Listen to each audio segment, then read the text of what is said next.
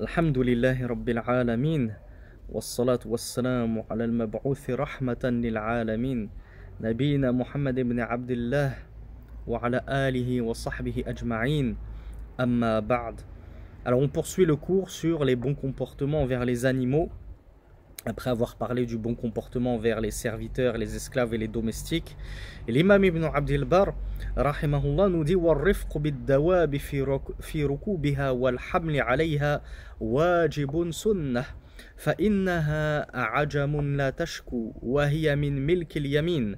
Et il nous cite une parole du messager d'Allah وَفِي كُلِّ كَبِدٍ رَطْبَةٍ أَجْرٌ وَهَذَا قَوْلُ رَسُولِ اللَّهِ صلى الله عليه وعلى آله وسلم.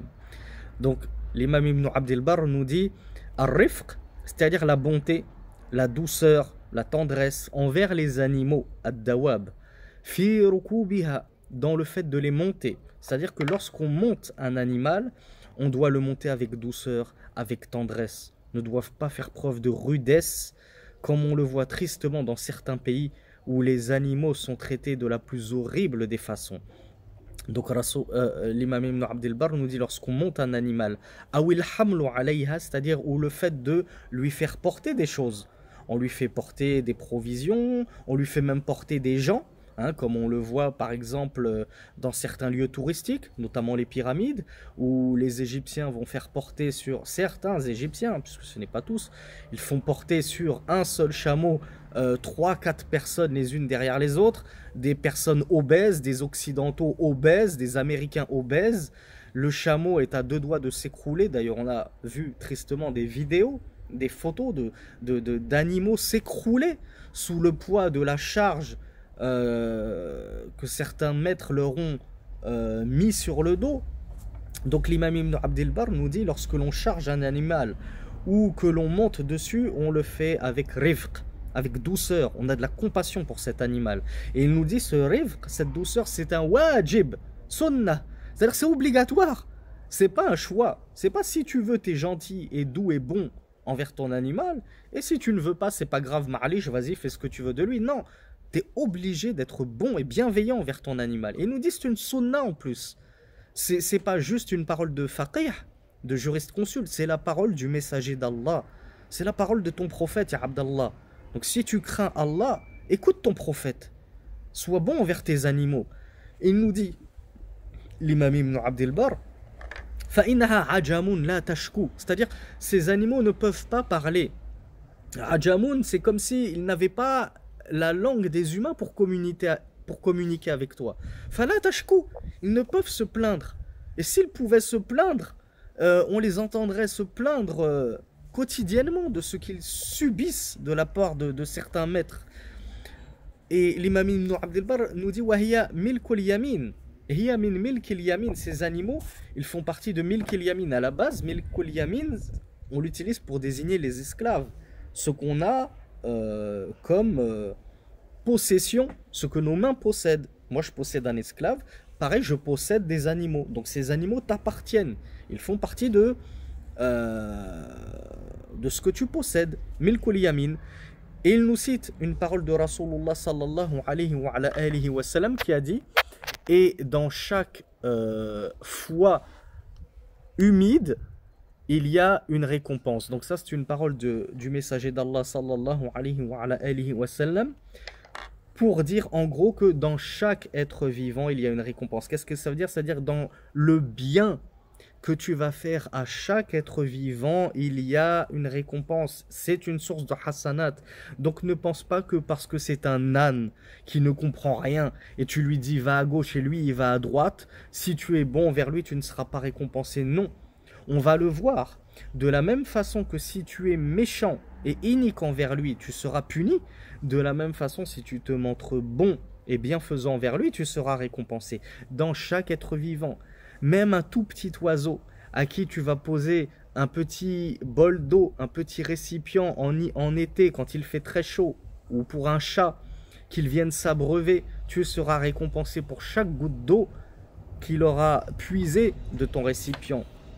Pareil pour ceux qui nourrissent les oiseaux avec des graines, des fruits, etc. en plein hiver, avec de la graisse, etc.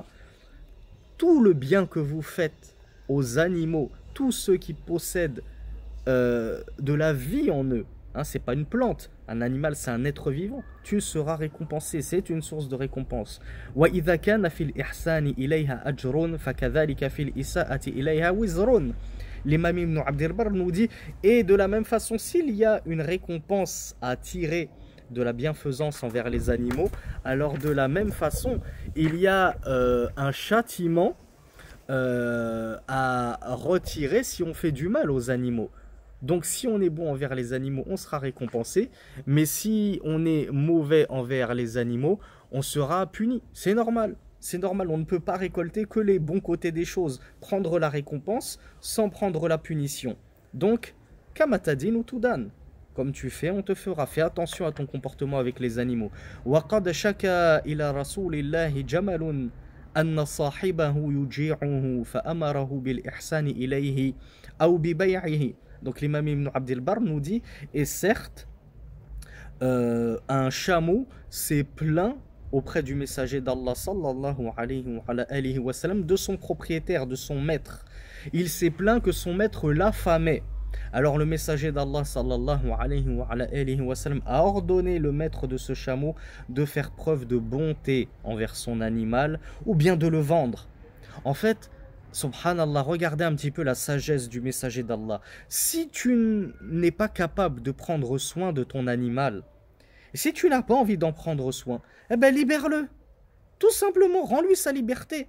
Tu n'as pas d'argent pour lui payer des croquettes, de la nourriture, pour lui payer une niche en plein hiver pour qu'il puisse s'abriter, alors que, par exemple, c'est un animal qui a l'habitude de vivre dans des pays chauds. Et toi, tu le ramènes de force en France. Tu l'achètes dans une animalerie dans laquelle on les a ramenés de force en France. Comme ce qui se passe tristement dans les zoos, où on prend des ours polaires et on les ramène sous la canicule du sud de la France à 40 degrés en plein été. Et on leur impose des conditions climatiques pour lesquelles Allah subhanahu wa ta'ala ne les a pas créés. Allah les a créés pour vivre dans telle et telle région. Pas pour que tu les prennes et que tu leur changes leur climat, tu leur changes leur environnement, tu les prives de leur meute, tu les prives de leur famille. Pourquoi? Pour prendre des billets sur leur dos.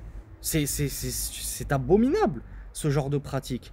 Donc si tu n'as pas envie de t'occuper d'un animal, que pourtant c'est toi qui allais chercher, personne t'a mis le couteau sous la gorge pour le prendre, eh bien alors vends-le, libère-le, rends-lui sa liberté.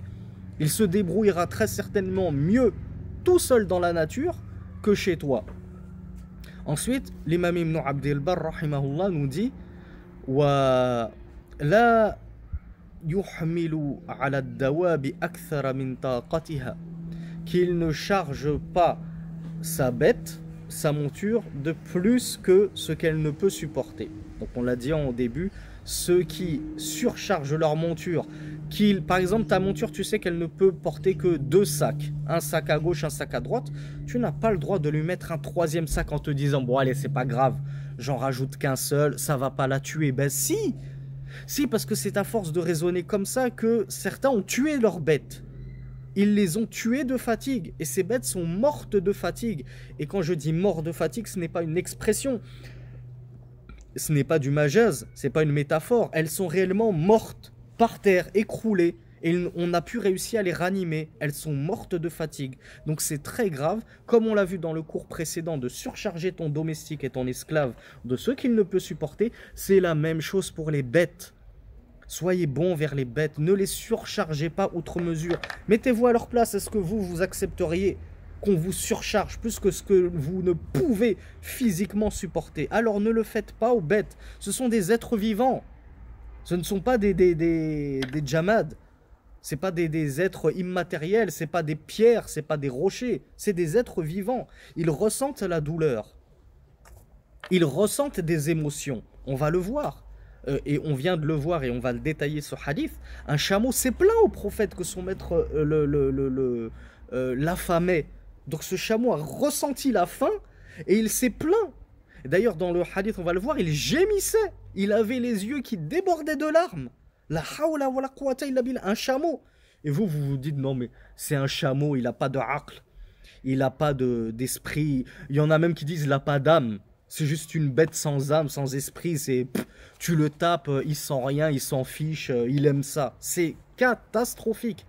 Et on sera lourdement châtié si on ne fait pas taouba, si on ne se repent pas de ce comportement exécrable. Donc, l'imam Ibn Abd al-Barr, rahimahullah, nous dit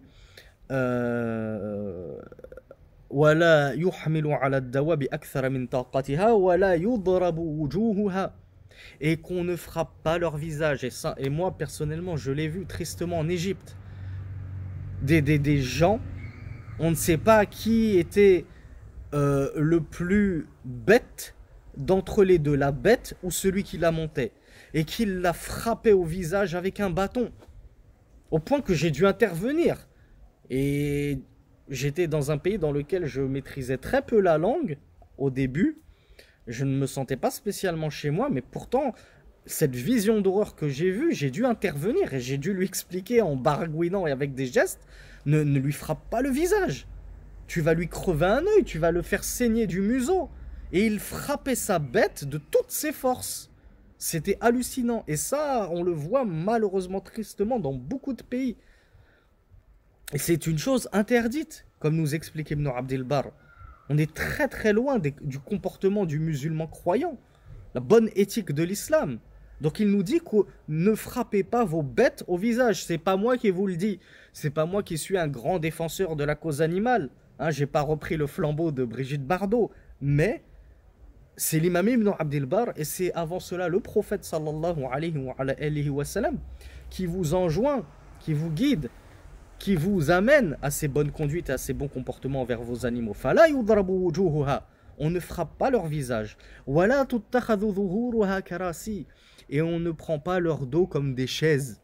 D'accord? Ton animal, c'est pas une chaise, c'est pas un trône. Tu t'assois dessus pour faire un voyage, tu as fini, tu descends et tu le laisses se reposer, cet animal. C'est pas du matin au soir, tu es sur son dos parce que voilà, t'as pas envie de t'asseoir par terre et tu prends ton repas sur lui, tu prends ton café sur lui, laisse-le se reposer. Vous imaginez ce que ça pèse sur ses pattes, à cet âne, à ce chameau, de supporter des poids toute la journée, de supporter tes 80 kilos, puis je ne sais même pas combien de centaines de kilos tu as dû lui mettre comme provision. Donc si tu n'as plus besoin de ton animal, décharge-le et toi, descends. Descends, subhanallah, laisse-le se reposer un peu.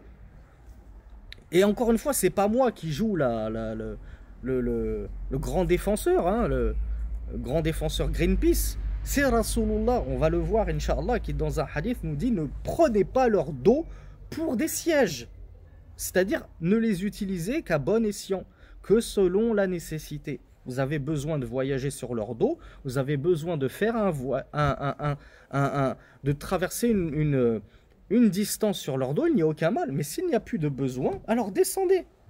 Descendez, ce ne sont pas des chaises, ce sont des animaux qui méritent le respect, qui méritent la bienfaisance et la bonté. ولا تقلد الأجراس إلا أن تكون بدار الحرب تهيبا للعدو. Ça, on avait parlé des ajras dans un cours précédent, des clochettes. ولا تستعمل ليلا إلا أن يروح عنها نهارا. L'imam Ibn Abd al-Barr nous dit, et n'utilisez pas vos animaux, c'est-à-dire ne les faites pas travailler vos animaux de nuit, sauf si vous les laissez se reposer au petit matin. Et subhanallah, on a de forts mauvais soupçons et de tristes suspicions que certains ne laissent quasiment jamais leurs animaux se reposer. Et qu'il y en a qui se relaient, comme certains de nos frères se relaient sur un taxi. Il bosse le soir, le lendemain au Fajr, il rentre chez lui et il donne son taxi à un autre frère qui le relaie. Et ainsi il se relaie sur un seul taxi. Il est très probable que certains fassent la même chose avec des bêtes. Or, un taxi n'a pas d'âme. Ce n'est pas un être vivant, mais une bête si. Et tu l'utilises toute la journée. Et le soir, au lieu de la laisser se reposer, de reprendre des forces pour revivre le même calvaire que tu vas lui faire vivre le lendemain, tu l'as confié à un autre qui va l'utiliser jusqu'à l'exténuer. Donc voilà pourquoi l'imam Ibn Abd al-Barr, rahimahullah, nous dit et qu'il ne l'utilise pas de nuit, sauf s'il lui permet de se reposer le jour. Si toi tu es quelqu'un qui travaille de nuit et que tu ne travailles pas le jour, alors il n'y a aucun souci. Utilise-la la nuit à partir du moment où tu lui laisses un certain temps de repos. Un certain temps de repos. Si tu l'utilises le jour, laisse-la se reposer la nuit. Et si tu l'utilises la nuit, laisse-la se reposer le jour.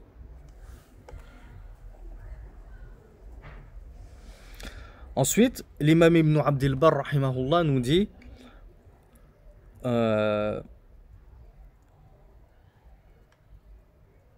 ولا يحل حبس بهيمة مربوطة عن السرج والتحريش بين البهائم مكروه والتحريش بين الآدميين حوب كبير. L'imam Ibn Abdil Barr rahimahullah nous dit, je m'excuse, j'ai quelques soucis avec ma caméra. L'imam Ibn Abdil Barr nous dit il n'est pas autorisé de prendre captif, de maintenir captif un animal tout en l'ayant attaché à quelque chose. Tu l'attaches au radiateur, tu l'attaches à un pylône. Al-Muhim, que tu attaches un animal et tu le gardes comme ça en captivité. C'est absolument interdit. Et une femme est rentrée au feu à cause de cela, comme on va le voir dans un hadith, Inch'Allah. Et l'imam Ibn Abdil Barr poursuit en nous disant « Et le fait d'exciter les bêtes les unes envers les autres », comme par exemple le fait de faire des combats de coqs, des combats de pitbull, des combats de chiens, des combats d'autres bêtes. Je ne sais plus quel autre type de combat il existe parmi les combats d'animaux. Mais l'imam Ibn Abdil Barr nous dit que le fait d'exciter les animaux les uns contre les autres afin qu'ils se battent et s'entretuent, c'est absolument interdit. Et il nous dit c'est makrouh, c'est détestable. Et le fait de le faire entre deux êtres humains, c'est encore pire. Le fait d'être la cause de du combat entre deux hommes ou entre deux femmes, ou un homme et une femme, si toi tu en es la cause, que tu les excites, que tu les invectives, ouais, va voir un tel, il a dit ceci et ceci sur toi. Si j'ai été à ta place, je lui aurais fait ceci et cela, je lui aurais cassé la figure, je l'aurais ce que vous voulez. C'est absolument interdit d'exciter deux êtres humains afin de les amener à se combattre. Ainsi se terminent les propos de l'imam Ibn Abdil Barr. Donc on y revient rapidement en détail. L'imam Ibn Abdil Barr nous a dit il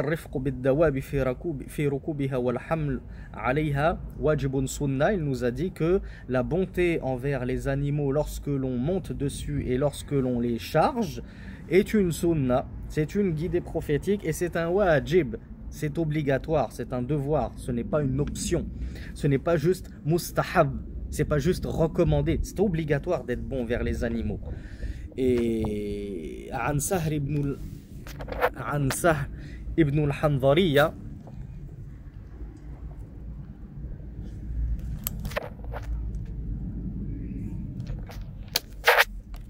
voilà ce que ça fait de devoir tout faire tout seul, sans équipe de montage. J'espère que vous ne m'en voudrez pas trop.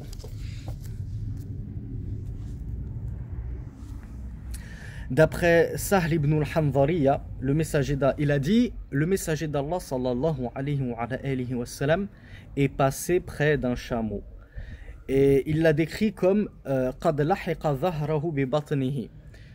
C'est une belle métaphore en langue arabe pour dire que, en fait, il a dit que son dos avait rejoint son ventre. C'est une métaphore pour dire qu'il avait la peau sur les os. Il était tellement maigre que c'est comme s'il n'y avait plus aucun espace entre son dos et son ventre. Il avait la peau sur les os, ce pauvre chameau. Alors, Rasulullah sallallahu alayhi wa sallam a dit ittaqullaha fi hadhihi al-bahima al-mu'jama farkabuha salihatan wa kuluha salihatan wal hadith wa akhrajahu al-imam Abu Daoud. Donc le messager d'Allah sallallahu alayhi wa sallam, en voyant cette pauvre bête, ce pauvre chameau affamé, la peau sur les os, a dit craignez Allah. Craignez Allah dans ces bêtes mu'jama, ces bêtes qui ne peuvent pas parler, elles ne peuvent pas se plaindre, elles ne peuvent pas exprimer leur douleur, leur souffrance, leurs conditions de vie déplorables. Donc craignez Allah dans ces bêtes. Farkabuha salihatan. Montez-les si elles sont convenables à monter. C'est-à-dire que tu ne vas pas utiliser, par exemple, une brebis comme monture. Une brebis n'a pas la force de porter un homme de 80 kilos comme toi. Donc si tu veux monter une bête, monte un chameau, monte un cheval, monte un âne. Ne monte pas une bête toute petite, toute freluquette, qui n'a pas la force de te supporter. Donc Rasulullah nous dit irkabuha sarihatan, montez des montures qu'il est convenable de monter, qui ont la capacité physique de vous supporter. Wakuluha sarihatan, et mangez-les si elles sont convenables à manger. Et l'imam Ibn Abdel Barr nous avait dit وَفِي كُلِّ كَبِدٍ رَطْبَةٍ وَفِي كُلِّ كَبِدٍ رَطْبَةٍ أَجْرٌ وَهَذَا قَوْلُ رَسُولِ اللَّهِ صلى الله عليه وعلى آله وسلم.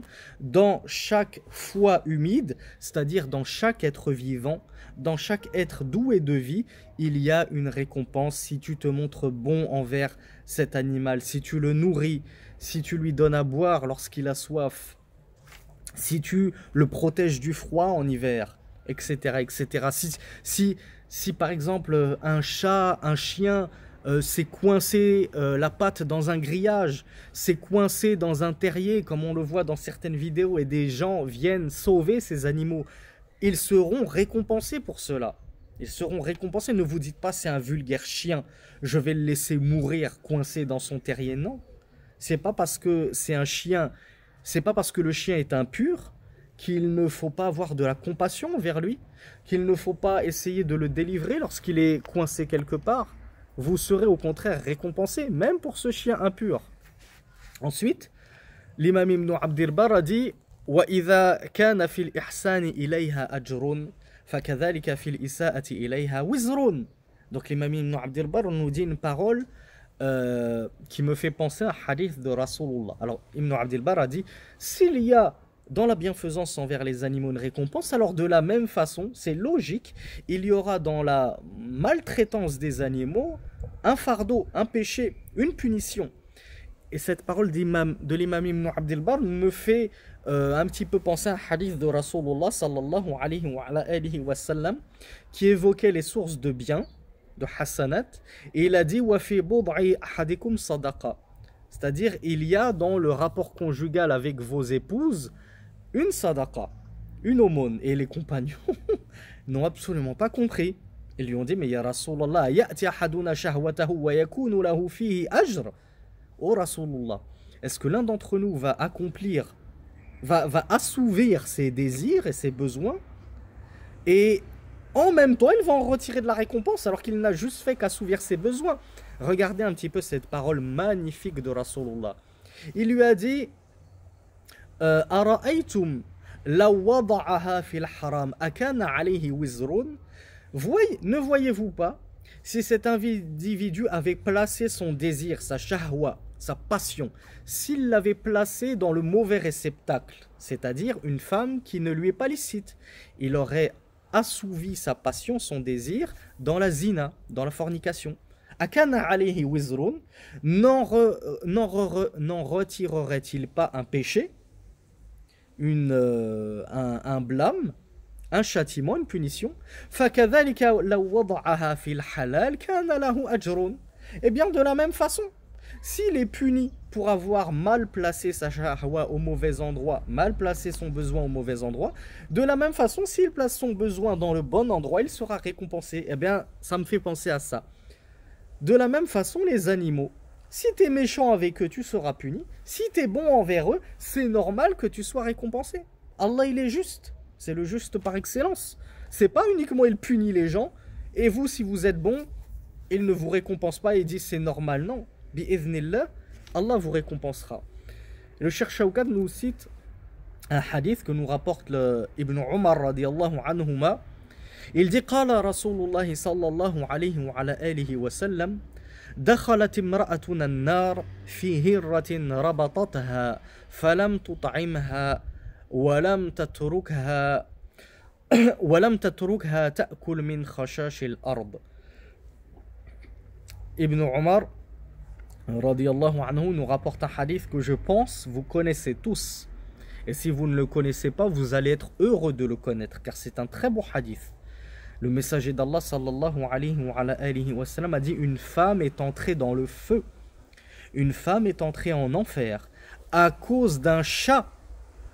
À cause d'un chat. Que lui a-t-elle donc fait à ce pauvre chat pour qu'il soit la cause de son entrée en enfer? Il a dit rabatataha falam tut'imha. Elle l'avait attachée et elle ne l'avait pas nourrie.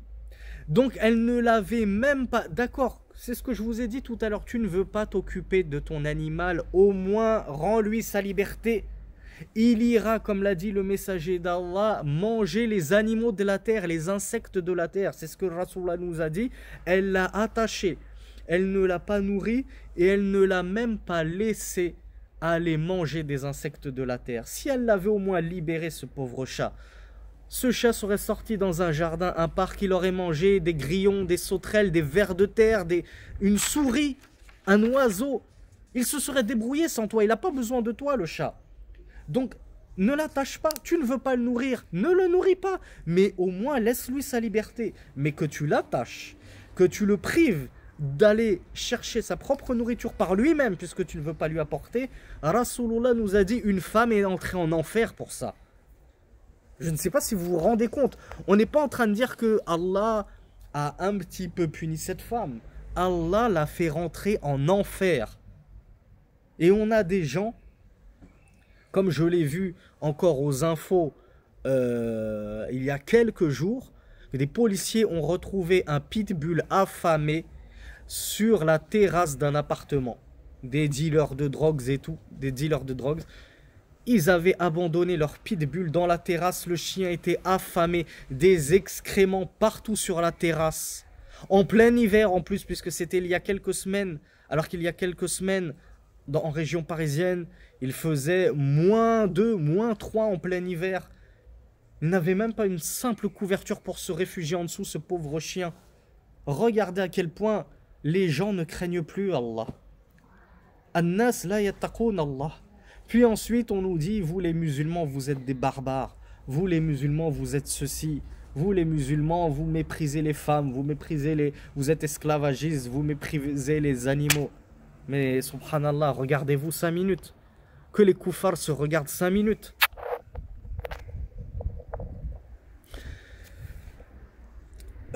Ensuite, l'imam Ibn Abd al-Barr nous a dit وَقَدْ شَكَى إِلَى رَسُولِ اللَّهِ صَلَّى اللَّهُ عَلَيْهِ وَعَلَى آلِهِ وَسَلَّمَ جَمَلٌ أَنَّ صَاحِبَهُ يُجِيعُهُ.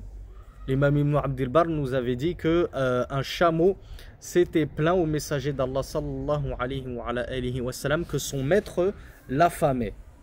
La ilaha illallah. Et cela, on le tient d'un hadith qui est rapporté par Abdullah ibn Ja'far, qui nous a dit qu'il était en compagnie du messager d'Allah sallallahu alayhi wa alihi wa sallam. Et le messager d'Allah sallallahu alayhi wa sallam est allé pour faire ses besoins dans un jardin. Puis il y a rencontré un chameau qui s'était réfugié à l'extrémité du jardin. Et le chameau, il l'a entendu gémir, comme un petit enfant gémit de tristesse. Et alors le messager d'Allah s'est approché de ce chameau. Et le chameau avait les yeux qui débordaient de larmes. Donc de le hadith, il est rapporté que le messager d'Allah regardait son bon comportement, sa douceur. Il s'est mis à consoler le chameau en le caressant au niveau du cou, la crinière. Je ne sais pas si on peut parler de crinière pour un chameau. Mais il lui a caressé tout le cou jusqu'à sa bosse. Regardez la douceur du messager d'Allah sallallahu alayhi wa alihi wa sallam. Et le chameau a commencé à se calmer. Et le messager d'Allah a dit Man rabbu hadha al-jamal. Qui est le propriétaire de ce chameau? Liman hadha al-jamal. Faja'a fatan min al-ansar. Faqala li ya Rasulallah. Un jeune homme des Ansar, hein? Pourtant c'était un homme des Ansar, des auxiliaires, est venu et il lui a dit c'est à moi, au messager d'Allah.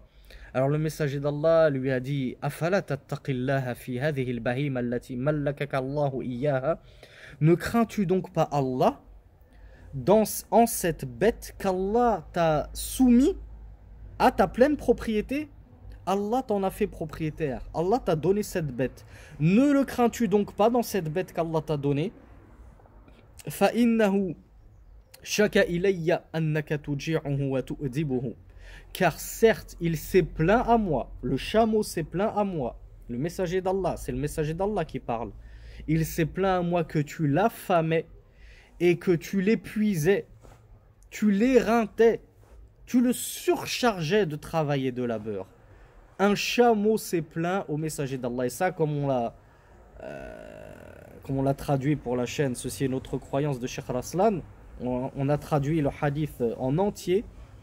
Et c'était par rapport à la parole de Cheikh Raslan, Hafizahullah, qui montrait, qui exposait les miracles du messager d'Allah sallallahu alayhi wa sallam. Il avait dit que parmi les miracles du messager d'Allah sallallahu alayhi wa sallam, le fait que certains animaux avaient parlé au messager d'Allah sallallahu alayhi wa sallam. Et parmi les animaux qui avaient parlé au prophète sallallahu alayhi wa sallam, ce chameau qui s'était plaint au prophète sallallahu alayhi wa sallam.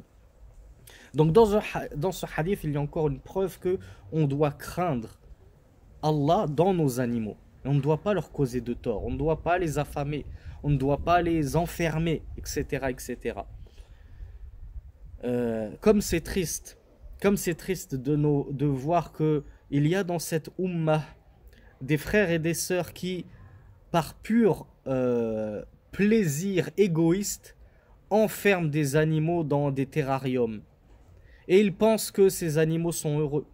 Alors que ces animaux sont faits pour vivre dans la nature. Ils sont faits pour vivre auprès des leurs. Ils sont faits pour manger certaines nourritures spéciales, etc. Ils enferment des animaux en cage. Ils les enferment dans ce qu'ils appellent des terrariums. Ils les enferment dans ce qu'ils appellent des aquariums. Et ils sont contents. Ils sont tout fiers d'eux. Et ils privent des animaux de leur environnement, de leur famille, de leur liberté tout simplement. Pourquoi? Tout simplement par égoïsme. Est-ce que vous aimeriez bien? Est-ce que vous aimeriez que des djinns vous enferment en cage pour jouir de la simple vue de vous voir en cage? Et ils vous jetteraient des cacahuètes comme ça. Tous les soirs à 20 h, on te donne ton repas. 3 cacahuètes. Tiens, allez, fais-nous rigoler, raconte-nous une blague. Et les djinns t'utilisent comme un animal de compagnie. Tu serais heureux, toi? Donc pourquoi fais-tu aux animaux ce que tu n'aimerais pas qu'on te fasse? Donc l'imam Ibn Abdel Barr nous avait dit وَلَا يُضْرَبُ وُجُوهُهَا. On ne frappe pas le visage de ces animaux. فعن جابر بن عبد الله رضي الله عنهما قال نهى رسول الله صلى الله عليه وعلى آله وسلم عن الضرب في الوجه وعن الوسم في الوجه والحديث أخرجه الإمام مسلم. L'imam Muslim, dans son recueil authentique, nous rapporte le hadith de Jabir ibn Abdullah qui a dit: le messager d'Allah sallallahu alayhi wa sallam a interdit de frapper au visage. Et ça englobe les hommes comme les femmes. C'est pour ça qu'on avait expliqué dans une publication que la boxe est interdite. Le MMA est interdit. On a beaucoup de frères qui sont éprouvés par ça. Beaucoup de frères qui aiment faire du MMA, qui aiment faire de la boxe, alors que c'est interdit. Le messager d'Allah interdit de frapper au visage. Ni tu frappes ta femme au visage, ni tu frappes ton enfant au visage, ni tu frappes un étranger au visage, ni même les bêtes. Tu ne frappes pas ton chien, ton chat, ton chameau, ton cheval. Tu ne les bats pas au visage. Ne touche pas au visage. Rasulullah sallallahu alayhi wa sallam l'a interdit. De même qu'il a interdit le tatouage au visage. Le fait de se tatouer le visage. Malheureusement et tristement, alhamdoulilah, ça finit par se perdre avec les années qui viennent. Mais on a une ancienne génération de grands-mères et de grandes tantes, notamment dans les pays d'Afrique du Nord et d'Afrique noire, qui se marquent le visage. Et le pire, si encore ce n'était qu'un péché, que le péché du tatouage, que pourtant Rasulullah, on vient de le voir, a interdit dans un hadith authentique. Si ce n'était que ça à la limite.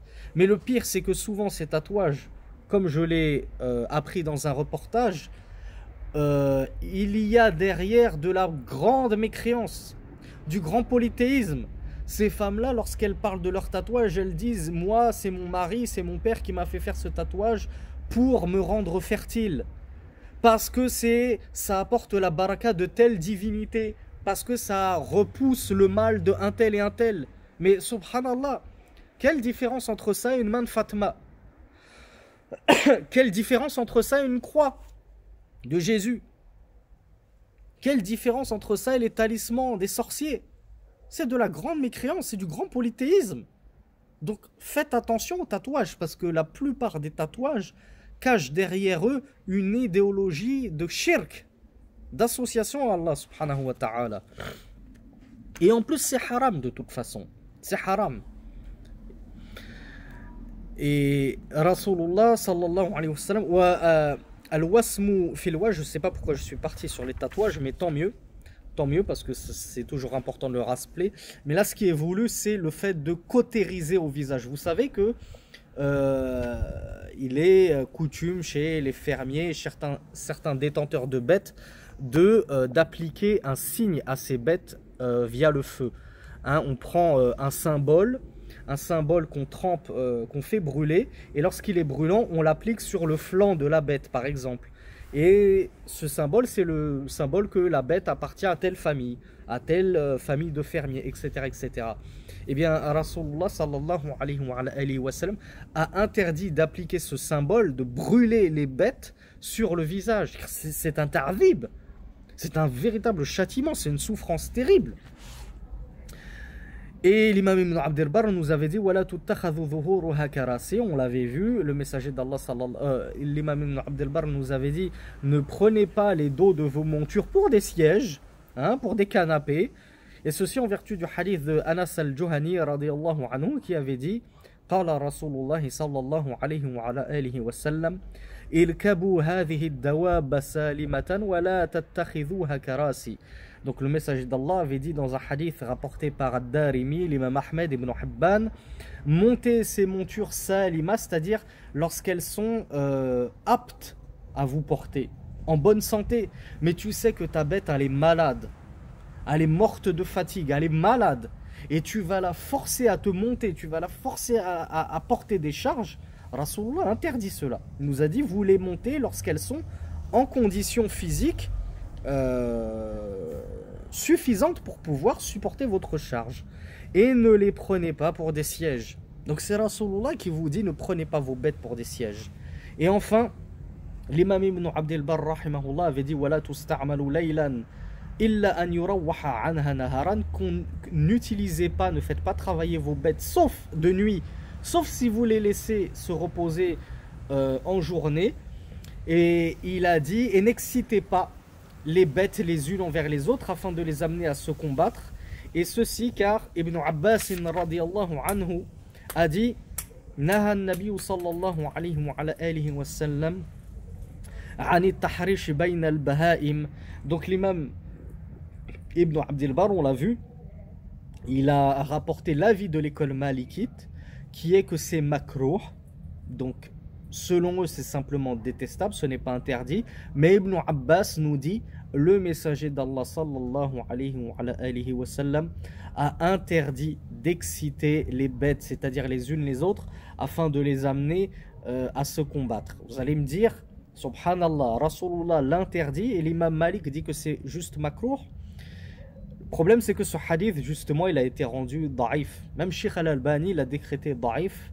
Donc c'est peut-être pour ça que l'imam Malik n'a pas osé se prononcer en disant c'est haram, en se basant sur un hadith qui est da'if.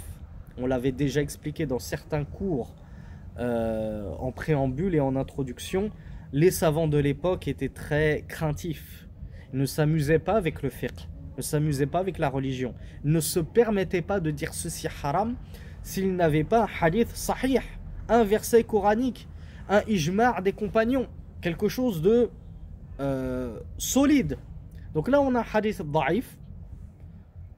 L'imam Malik ne s'est pas permis de dire c'est haram, il a dit c'est makrouh, c'est détestable. Au moins si tu évites cela, on est sûr que tu ne seras pas tombé dans un interdit au cas où le hadith aurait été réellement authentique et réellement prononcé par le messager d'Allah sallallahu alayhi wa ala alihi wa sallam. Et comme on l'a vu, donc l'imam Ibn Abd al-Barr avait conclu en disant que le fait d'inciter par contre les hommes et non pas les bêtes à se battre les uns les autres, Ça c'est encore pire, c'est hubun kabir. C'est-à-dire là par contre c'est un grand péché manifeste. أقول قولي هذا سبحانك اللهم وبحمدك أشهد أن لا إله إلا أنت أستغفرك وأتوب إليه. الحمد لله رب العالمين والصلاة والسلام على نبينا محمد.